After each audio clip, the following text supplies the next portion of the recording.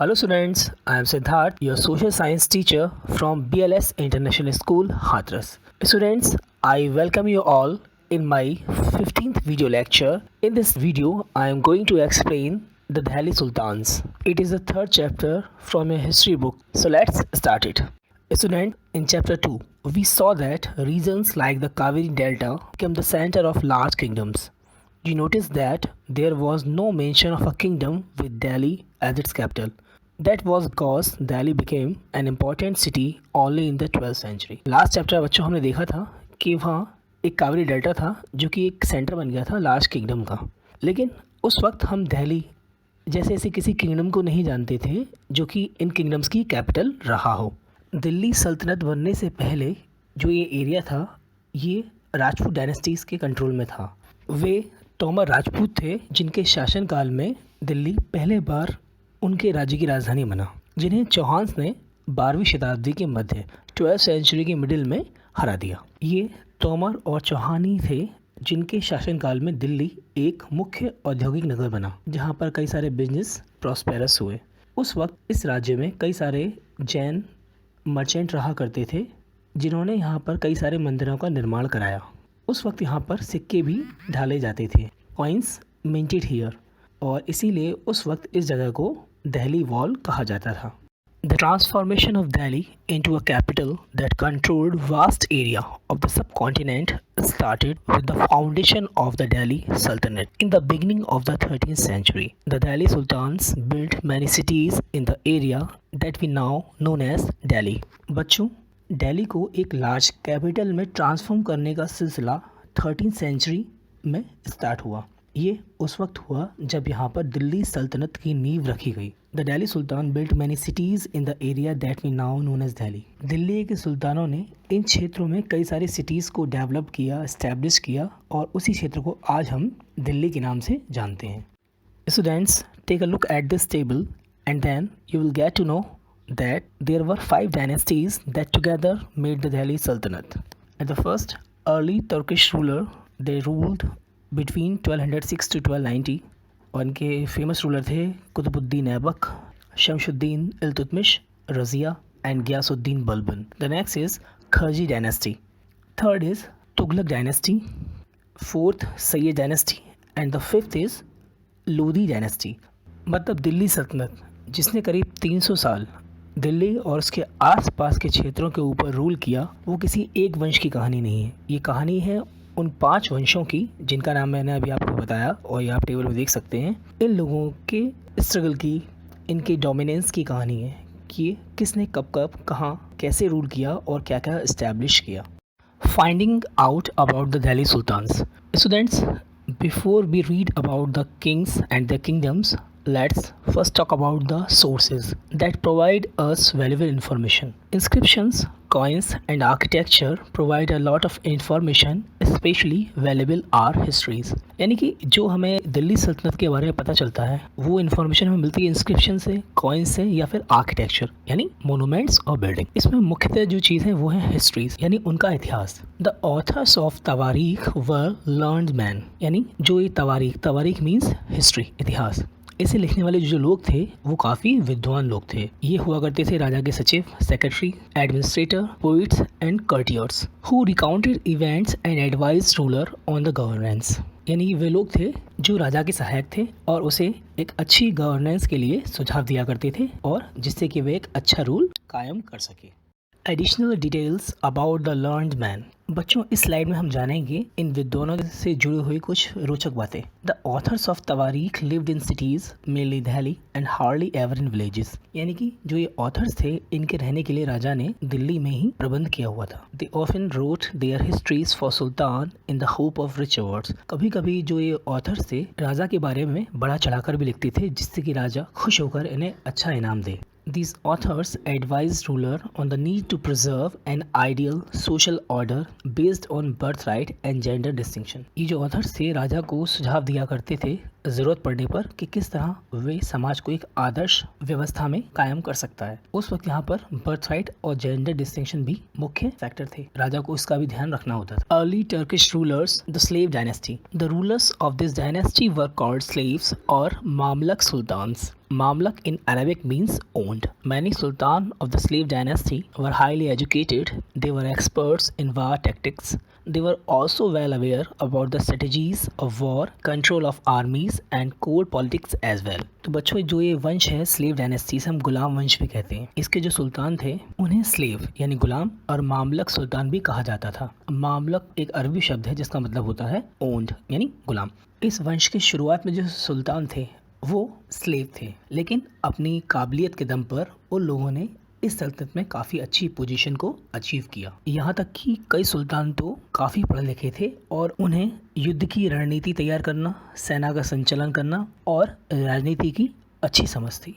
Qutubuddin Aibak. Qutbuddin who was Ghori's viceroy established his control and marched into Delhi. Delhi was captured and Qutbuddin became the founder of the slave dynasty. Qutbuddin was very generous and kind-hearted. He was honored with the title of Lakh Baksh or giver of lakhs. He received this title because he gave a lot of wealth in charity. बच्चों, मोहम्मद गौरी ने भारत में जो भी territories जीती थीं उस पर rule करने के लिए उसने अपने गुलाम कुतुबुद्दीन को छोड़ा, लेकिन जब वह वापस लौट रहा था तो वह मारा गया। उसके बाद कुतुबुद्दीन ऐबक ने सत्ता संभाली और दिल्ली पर राज करना शुरू किया। उसने दिल्ली को हासिल किया और वहाँ का फेमस जो एक किला था राय पिथौरा उसे जीतकर अपना घर बना लिया और इस तरह वह गुलाम वंश का पहला शासक बन गया जिसने गुलाम वंश की स्लेव डायनेस्टी की स्थापना की। कहा जाता है कि कुतुबुद्दीन एक बड़े दिल वाला इंसान था। उसे लाख बख्श भी कहते थे क्योंकि वह बहुत ज़्यादा दान दिया करता था। इससे खुश होकर लोगों ने उसे एक उपाधि दी थी। लोग उसे लाख बख्श कहा करते थे। Students, in this slide we will talk about Shamsuddin Iltutmish. Qutbuddin was succeeded by Iltutmish. Iltutmish faced many problems but dealt with them strongly. He crushed revolt, protected and strengthened the boundaries and established a strong and consolidated sultanate. Iltutmish completed the task of Qutbuddin Aibak and therefore is regarded as the actual founder of Delhi Sultanate. बच्चों, कुतुबुद्दीन ऐबक के बाद इल्तुतमिश उसका successor बना। जब वह गद्दी पर बैठा तो उसे भी कई सारी समस्याओं का सामना करना पड़ा, लेकिन वह एक काबिल रजा था और उसने सभी समस्याओं से छुटकारा पा लिया।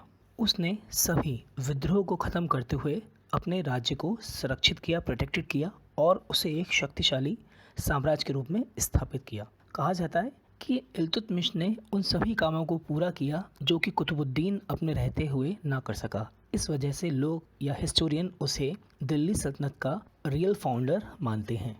Ruknuddin Firoz Shah. After the death of Iltutmish, Ruknuddin was made the king.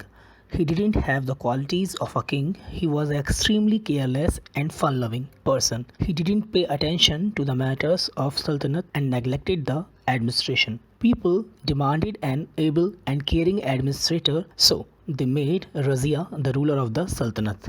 बच्चों, इल्तुतमिश के कई बेटे बेटियां थे, लेकिन वह किसी को भी अपना योग्य अधिकारी नहीं समझता था क्योंकि उसे लगता था कि उसके बेटों में वो काबिलियत नहीं जो वे उसके उत्तराधिकारी सक्सेसर बन सकें। इसलिए वह चाहता था कि उसकी बेटी रज़िया को सुल्तान बनाया जाए, लेकिन नौबस को ये बात पसंद नहीं आई और उन्होंने इल्तुतमिश की डेथ के बाद रुकनुद्दीन को वहाँ का राजा बनाया। रुकनुद्दीन में राजाओं वाली एक भी खासियत नहीं थी।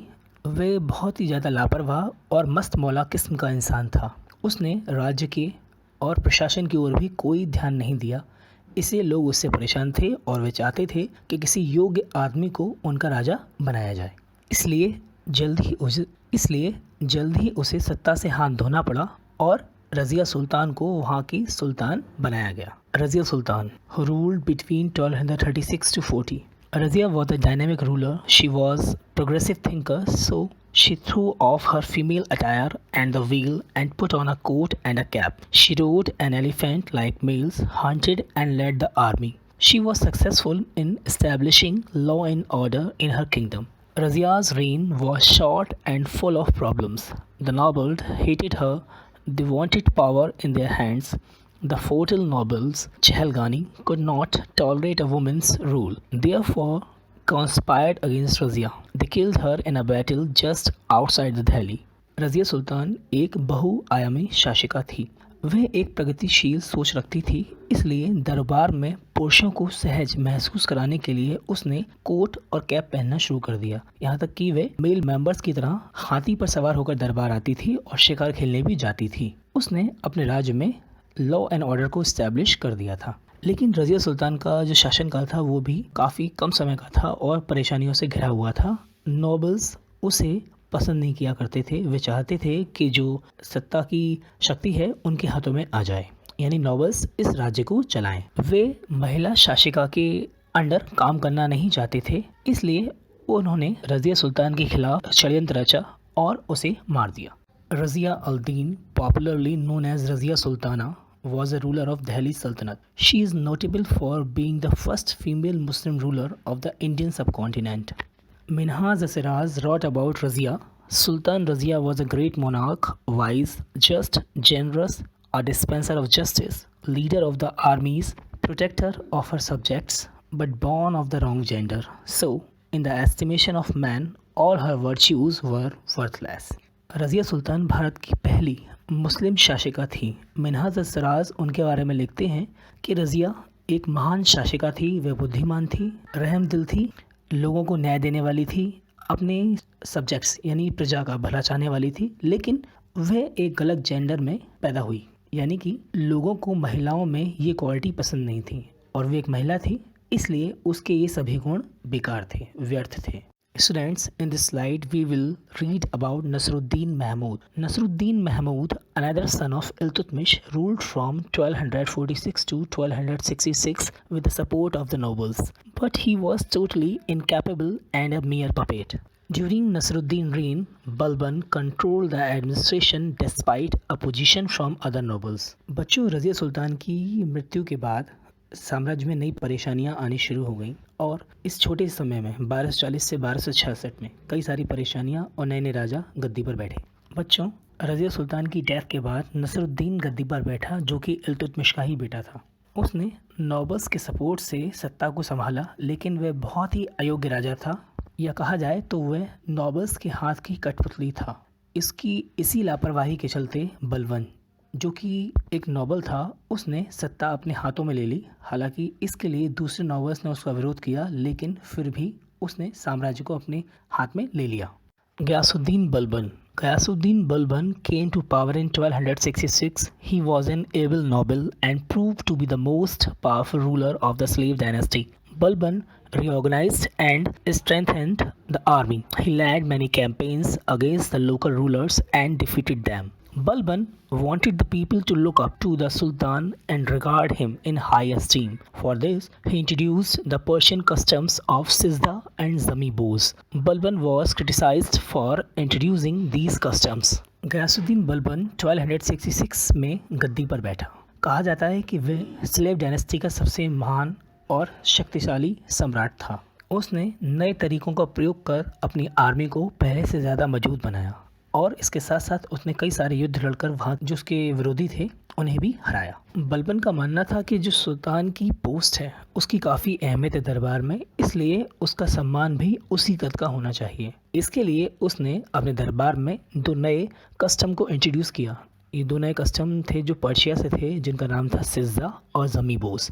इसमें क्या था कि जब सुल्तान दरबार में एंट्री करे तो लोग ज़मीन तक झुककर उसका सलाम करें, और उसने अपने बैठने की व्यवस्था भी कुछ ऐसे की थी कि बाकी नोबल्स काफ़ी नीचे रहते थे और उसका जो गद्दी थी उसकी वो काफ़ी ऊंची एक प्लेटफॉर्म पर इस्टेब्लिश थी। लेकिन बलबन के इस प्रैक्टिस को लोगों ने गलत ठहराया, क्योंकि उनका मानना था कि इस तरह का सम्मान सिर्फ खुदा के लिए है, बलबन कोई खुदा नहीं।